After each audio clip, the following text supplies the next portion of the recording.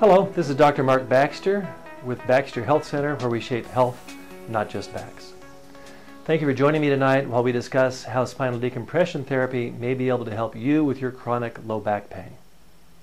Not everybody is a candidate for spinal decompression therapy. If your back pain is due to a sprain-strain type injury, it may well respond very well to chiropractic care and or physiotherapy or physical therapy. In addition, it may be due to conditions such as piriformis syndrome or greater trochanteric bursitis, which may not have been adequately diagnosed by your treating physician. So if you think you may have one of those conditions, please check the other resources on my webpage where I discuss piriformis syndrome and greater trochanteric bursitis and how you can treat those conditions very often very successfully at home. If your low back pain seems to be more down in your buttock region or on the outside of your hip, you may be suffering from conditions such as greater trochanteric bursitis, which involves an inflammation of a fluid-filled sac on the side of your hip, or piriformis syndrome, which relates to a muscle spasm in a muscle that's underneath your butt muscle. So if your pain seems to be in your buttock or on the side of your hip, please check the other resources on this page that relate to greater trochanteric bursitis and piriformis syndrome. Patients with herniated discs, bulging discs, lumbar facet joint syndrome, or disc degeneration or disc thinning are oftentimes referred to surgery for care. However, the vast majority of these patients, including perhaps even you, may respond very favorable to spinal decompression therapy. In fact, spinal decompression therapy has over a 90% success rate with each of these types of low back conditions. So if you've been diagnosed with a disc bulge in your low back, disc herniation, lumbar facet joint syndrome, or disc degeneration, disc dehydration, or other such disc type diagnoses, you should listen carefully to this presentation because disc decompression therapy may very well be able to offer you substantial or complete relief, so much relief that you no longer require surgery. Let's first explore just how effective surgery is for low back disc problems. And this information came from a study that was published just last year in 2010 in February in the Journal of Neurosurgery Spine, a prestigious neurosurgical journal where they discussed the results of a research project conducted at Johns Hopkins University. So they evaluated over 100 patients 3 years after their low back discectomy surgery. And what they found is of these patients, 67% had little or no pain. So that's a 67% success rate. 22% required ongoing therapy, physical therapy type procedures on their low back that costs an average of $5,000 a year forever, and 9% required low back fusion surgery. The average cost of all these surgeries was an average of $49,000 per patient. And for that $49,000, they had a 67% success rate. And a study published in 2003 in the Journal of Bone and Joint Surgery indicated that lumbar discectomy surgery is ineffective for a sizable number of patients. In fact, it also stated that between 5 and 15% of patients that have received lumbar discectomy surgery experience reherniation of the same disc, requiring another surgery. So what about that 9% that required follow-up surgery? Well, the follow-up surgery they required was lumbar fusion surgery. Publications in California by the California Workmen's Compensation Board finds that on the average, only half of patients that get lumbar fusion surgery get relief. The other half don't get any relief. About 50% of patients remain disabled, even after lumbar fusion surgery. After surgery, how long does it take to return to work? Patients that have desk jobs, they can usually return to work between 2 and 4 weeks after surgery. And those with physical jobs require 4 to 8 weeks after surgery before they can return to their physical jobs. Those that received lumbar fusion surgery required an average of 148 days before they could return to work. By contrast, what is the success rate of lumbar decompression therapy? Over 86%. 86% success rate compared to 68% success rate for lumbar discectomy surgery. So everyone should want to try this non-surgical approach first. After all, you have approximately a 90% chance of success with this non-surgical spinal decompression therapy, and if it doesn't work, it can't do you any harm, and you're still a candidate for surgery. And this impressive 86 to 90% success rate was reported in the American Journal of Pain Management. How was spinal decompression therapy first developed?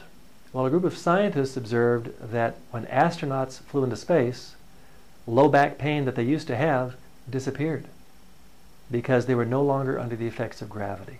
Then other scientists developed specialized equipment which kind of simulates the effect of this negative gravity. But they did it one better by actually creating negative pressure in the disc, whereas the astronauts only experienced no pressure in the discs. The spinal decompression therapy was actually able to create a vacuum inside the disc. To achieve this negative pressure, the patient wears a harness around their pelvis which pulls down, while they also wear a harness around the lower rib cage which anchors them to the table. As the machine pulls on the strap that's connected to the harness around their waist, it decompresses the lumbar spine gently, creating a negative pressure, even a vacuum, inside the disc. This vacuum is important because it helps to actually pull the disc bulge or disc herniation back inside the disc. As the disc gets pulled back inside the disc, it takes the pressure off the nerve root, and this negative pressure also accomplishes something else. It stimulates the body to create new fibrous tissue which heals the cracks in the disc, the fissures, through which the disc material initially migrated out of the disc space where it belonged. So that means that spinal decompression therapy actually accomplishes not just short-term relief, but long-term healing of the disc. Spinal decompression therapy also works to help bring in extra fluid into the disc as well as nutrients. And for that reason, part of our therapeutic protocol here in this office is to provide the patient with a very specific assortment of nutrients that help the disc to heal. Then under decompression therapy, these nutrients are pulled directly into the disc where they're most effective. This also increases disc height, which also increases the space that the nerve roots have and helps to make sure that the nerve stays decompressed. In addition, this increased disc height also takes pressure off of facet joints. So for you patients that may have lumbar facet joint syndrome, this information is particularly applicable to you. Understanding now how disc decompression works, you can understand why it's particularly effective for patients with disc bulge, disc herniation, lumbar facet joint syndrome, and disc degeneration and dehydration. Patients with any of these conditions are not candidates for spinal decompression therapy. So look carefully at this list, and if you have any of these conditions, unfortunately we cannot help you with spinal decompression therapy. Confirmation for how spinal decompression works has been provided to us by 3 different medical researchers who did research on a surgical procedure called percutaneous discectomy.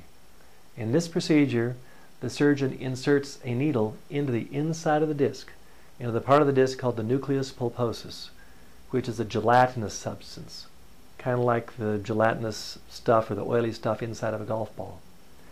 What they do then is they withdraw fluid from inside the disc. This withdrawal of fluid creates a negative pressure inside the disc, which they found pulls the disc bulge or disc herniation back inside the disc. So although this research was done on a surgical procedure, percutaneous discectomy, spinal decompression therapy accomplishes the same negative pressure inside the disc, but with non-surgical procedures.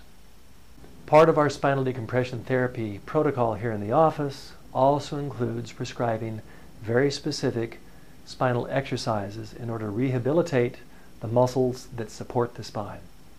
These exercises are absolutely essential to achieve long-term stability of your condition. We do some of these exercises here in the office on specialized equipment, and we coach you on how to do certain exercises at home, not only while you're undergoing spinal decompression therapy, but to continue doing for the rest of your life in order to help ensure that what we accomplish here in the office with spinal decompression therapy creates lifelong benefits for you.